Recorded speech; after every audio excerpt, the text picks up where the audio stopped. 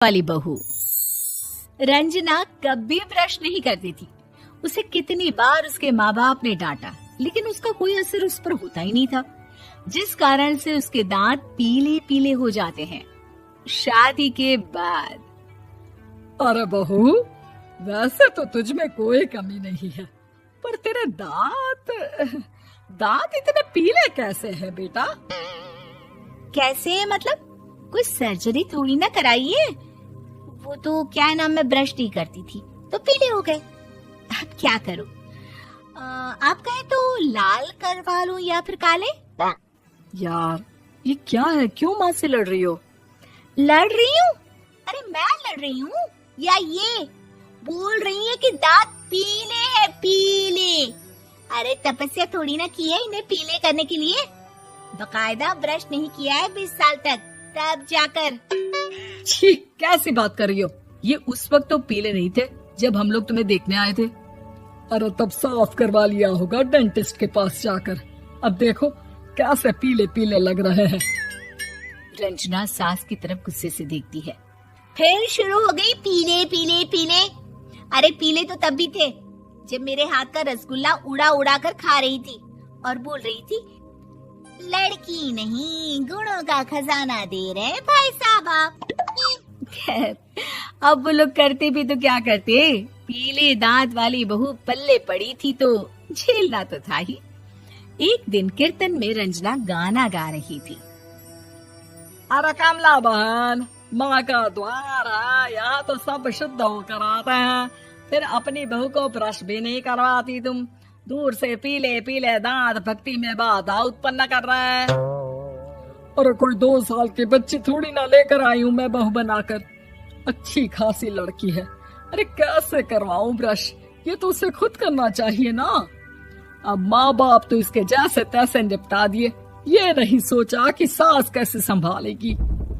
सास बहू को लेकर घर आ जाती है, लेकिन सोच लेती है कि अब इसे लेकर कहीं नहीं जाएगी। अगले रोज बहू कहती है, अरे क्या हो गया, मंदिर नहीं जाना क्या? कीर्तन का वक्त हो रहा है। मेरी मधुर वाणी से कान्हा जी जागते हैं और सोते हैं। आप तो जानती है ना उनकी भक्ति में कितना मन लगता है मेरा। वो क्या है ना, तबीयत ठीक नहीं लग रही है मेरी, आराम करूंगी मैं। तबीयत ठीक नहीं लग रही? अभी तो मिथुन के गाने पर नाच रही थी आप, और अब बोल रही है कि तबीयत ठीक नहीं लग रही। अरे भक्ति में मन लगा लो सासू माँ, ऊपर जाना है, क्या मुंह दिखाओगी आप? हाँ? सास को बहू की बात पर गुस्सा आ जाता है। मैं क्या मुंह दिखाऊंगी, इसकी चिंता तो ना कर, समझी? अपने मुंह की चिंता कर, जो ये पीले पीले दांत लेकर हर जगह पहुंच जाती है। पता है लोग कितना मजाक बनाते हैं। ना जी ना, मैं नहीं जाना कहीं तेरे साथ। तो ये बात है, कोई ना, मत जाओ, मैं अपने कमरे में ही बैठकर भक्ति कर लूंगी। ऊपर वाला दांत थोड़ी ना देखता है, मन देखता है, भावना देखता है। और अरे बस बस, तू सब कुछ दिखा, बस ये सफेद चमकदार दांत ना दिखाना किसी को, है? जा यहाँ से। बहू को सास की बात का कोई फर्क नहीं पड़ता, वो तो जैसी थी वैसी ही रह जाती है। सुबह नहाकर किचन में खाना बनाना, फिर खाना खाना, कीर्तन भजन करना और सो जाना। एक दिन, माँ जी मैं सहेली के घर जा रही हूँ, शाम को लेट आऊंगी। हाँ हाँ तो जाना, मैंने कौन सा तेरी आरती करनी है घर पर बैठकर। रंजना सहेली के घर जाती है, जहाँ वो पार्टी में जाने की तैयारी कर रही होती है। अरे शिखा, कहाँ जाने की तैयारी कर रही है? मैं गलत वक्त पर आ गई क्या? अरे नहीं यार, उल्टा सही वक्त पर आ गया। मैंने ये साड़ी और ज्वेलरी निकाली है यार, शाम को इनके ऑफिस की एक पार्टी में जाना है। बताना कैसा लग रहा है ये सब? नहीं यार, इस ड्रेस के साथ तो वो वाली ज्वेलरी अच्छी लगेगी। हाँ हाँ सही बोल रही है, मैंने ध्यान ही नहीं दिया। वैसे तो हमेशा से मस्त फैशन सेंस रखती है। तो बड़ा जाती होगी ना पति के साथ पार्टी में।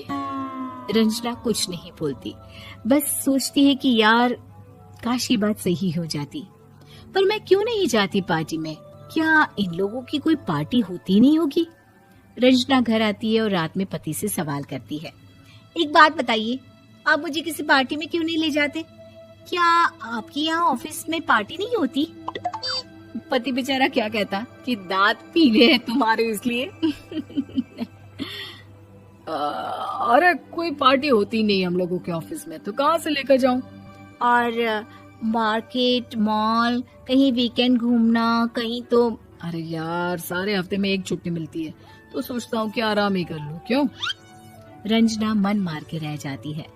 पहले कभी सास के साथ मंदिर जाया करती थी, लेकिन वो भी सास ने ले जाना बंद कर दिया।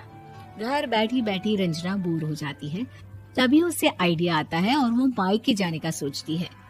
सासू माँ, 2 दिनों के लिए मम्मी के घर जा रही हूँ। अच्छा ठीक है, आराम से जा।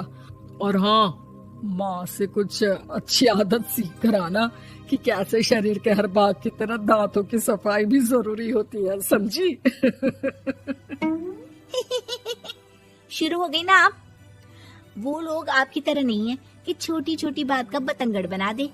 उन लोगों के लिए मैं मायने रखती हूँ, ना कि मेरे पीले पीले दांत। रंजना माँ को बिना बताए उन लोगों को सरप्राइज देती है, लेकिन जैसे ही वो दरवाजे पर पहुंचती है, अंदर देखती है कि घर वाले कहीं जा रहे होते हैं। अब माँ, काश रंजना दीदी के दांतों वाली प्रॉब्लम नहीं होती, तो वो भी हम लोगों के साथ चलती ना बुआ जी की बेटी की शादी में। हाँ बेटा, लेकिन अब उसे कौन समझाए कि उसको उसके पीले दांत नहीं दिखते, लेकिन उसके आसपास के लोगों को कितना एम्बैरेसिंग फील कराते हैं। मुझे तो कितनी बार उसके स्कूल की टीचर ने शिकायत की कि उसके साथ कोई लड़की बैठना भी नहीं चाहती, और ना ही कॉलेज में कोई उससे बात करना चाहता था। लेकिन पता नहीं क्यों उसे ये बात समझ में ही नहीं आती। कोई कमी नहीं है उस लड़की में, बस यही कि दांत पीले हैं। वो तो भला हो जीजा जी और उनकी माँ का, जो दीदी को जैसी है वैसे ही रखा हुआ है। रंजना को अपने घर वालों की बात सुनकर बहुत दुख होता है। वो सोचती है कि वो क्या करे, लेकिन फिर वो सीधा डेंटिस्ट के पास जाती है, अपने दांत चमकाती है और कसम खाती है कि वो रोज ब्रश करेगी। अरे क्या हो गया? तुम तो 2 दिनों के लिए गई थी ना, पर कोई ना, अच्छा है, चलो आ गई तो। रंजना सास के सामने आकर खड़ी हो जाती है और पूरी स्माइल करती है, उसके चमकदार दांतों को दिखाती हुई। हैं? चले मंदिर? माँ, मुझे माफ कर दीजिए, मैंने आप लोगों को बहुत एम्बैरेसिंग फील करवाया। मैं आज से रोज ब्रश करूंगी।